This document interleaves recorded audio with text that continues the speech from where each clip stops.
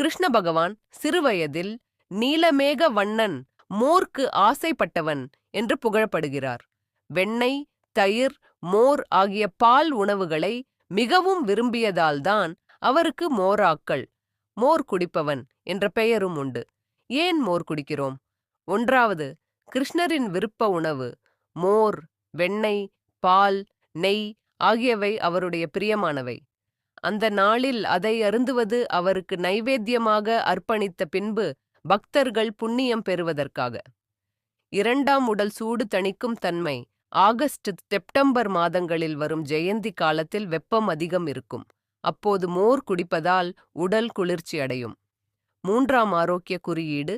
கிருஷ்ணர் எப்போதும் எளிய பால் உணவுகளையே விரும்பினார். அது ஆரோக்கியம், எளிமை, தூய்மை ஆகியவற்றின் அடையாளம். நான்காவது ஆன்மீக குறியீடு. பால் சிதைந்து தயிராகி தயிர் அடித்து மோராக்கும். அதுபோல மனிதன் சோதனைகளைச் சந்தித்து இறுதியில் சுத்தமாகும் வாழ்க்கை சின்னமாகவும் கருதப்படுகிறது. அதனால் கிருஷ்ண ஜெயந்தி அன்று பால், வெண்ணெய், மோர் அர்ப்பணித்து அதை பிறகு குடிப்பது பக்தியின் சின்னமும் உடல் நலனும் ஆகும்.